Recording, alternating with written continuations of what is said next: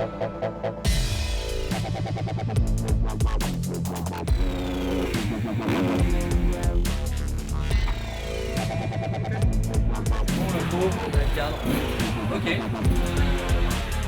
La météo l'avait annoncé, et bien ça y est, on y est sous la pluie pour la première journée de cette deuxième étape du championnat de France 24 et mix d'enduro. Ils vont s'élancer d'ici quelques minutes sur les 3 belles spéciales qui ont été préparées par le motoclub ici à Bar-sur-Seine en Champagne-Ardenne. Ça risque de glisser. Il faut noter l'absence de Christophe Nambotin en élite 1. Du coup, ça va beaucoup se battre. On imagine que Bourgeois va en profiter pour marquer des gros points. Pela est là, fort de ses 2 victoires en Grèce. Et puis Bellino aussi, le leader du mondial pour les élites. Bref, on va revivre cette première journée ensemble.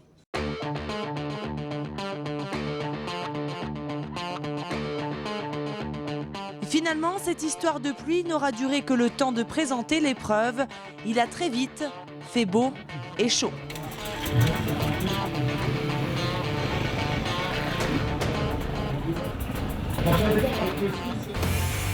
Sans transition, on enchaîne avec la compétition et ça commence par les juniors. Luc Agarello a vraiment fait une journée particulière, oscillant entre la 2 et 11e place. Mais au final, le protégé de Cyril Esquirol boucle cette première journée à la 5e position. Juste devant, c'est l'abonné aux 4e place depuis le début de la saison. L'ex-militaire, désormais pilote Sherco Academy, Maïlig Bronfontanaz. Une 18e place sur la dernière spéciale lui coûte cher, il redescend de la 2 à la 4e place. On monte sur le podium avec Mika Barnes. Le franco-finlandais a surtout fait un superbe 3e tour avec notamment un scratch sur SP7.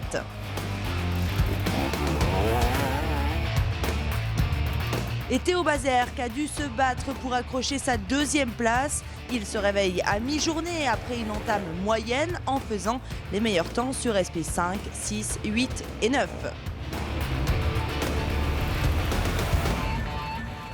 Enfin, c'est le patron, le champion de France en titre Jérémy Carpentier qui remporte cette première journée avec 28 secondes d'avance sur Bazerque grâce à un excellent début de course.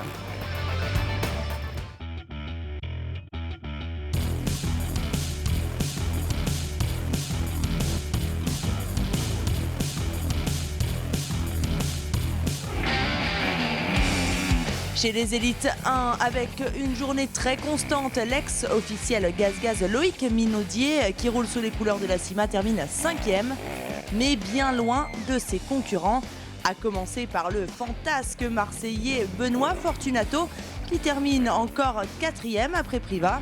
Malgré des 2e temps sur l'extrême, le podium, ce ne sera pas encore pour cette fois.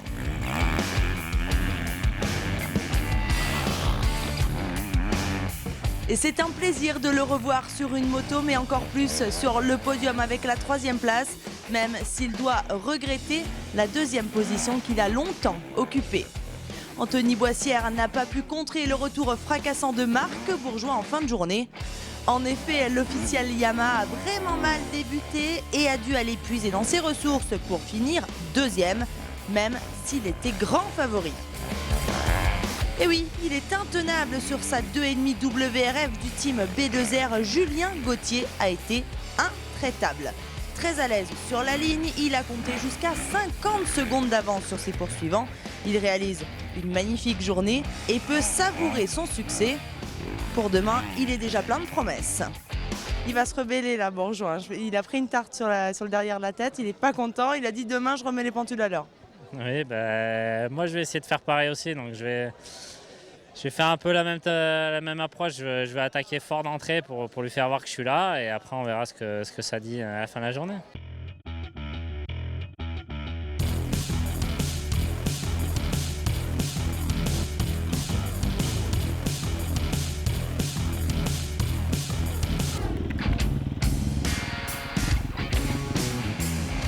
Chez les mid-size, les plaques rouges, on commence avec celui qu'on entend si on ne le voit pas, le bout en train du paddock, Kevin Panis.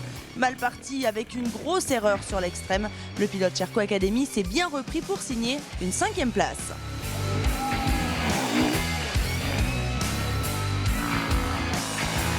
Juste devant, c'est mieux pour Romain Dumontier qui se rapproche du podium.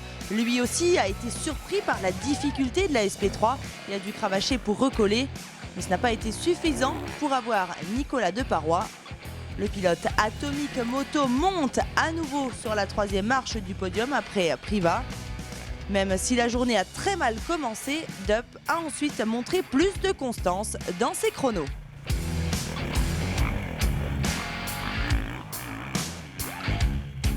Pas de grosse surprise à la 2e place, Loïc Larieux n'a pas vraiment réussi à mettre en difficulté Pela, même s'il lui a pris quand même une spéciale pour quelques dixièmes.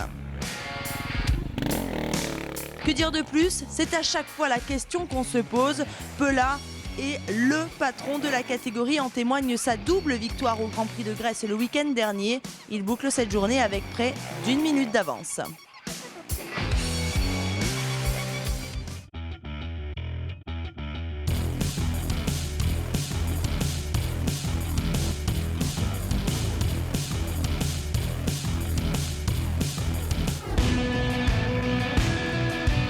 On termine les élites avec les E3.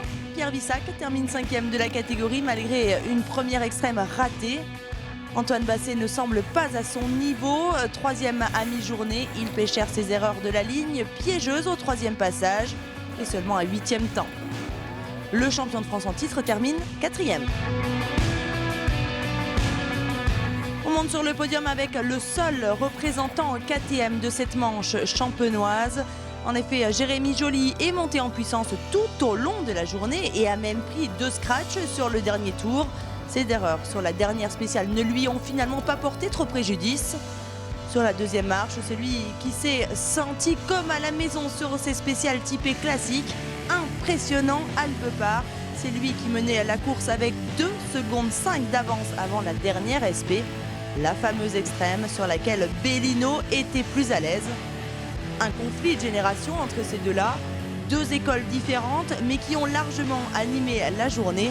Bellino a eu le dernier mot pour cette fois, même s'il a eu chaud. En gros, pour résumer, tu es super content pour Manu, mais heureusement qu'il est derrière. Exactement. Je l'ai même félicité à l'arrivée en lui disant presque ça m'embête de l'avoir battu dans la dernière spéciale parce que je l'aime bien Manu, il a bien roulé, ça me fait plaisir pour lui, mais bon, j'ai des points à marquer. Je suis quand même assez fier de moi parce que c'est Mathias, quoi. C'est vrai qu'en ce moment il gagne un peu tout, donc, mais ça m'aurait vraiment fait plaisir quand même.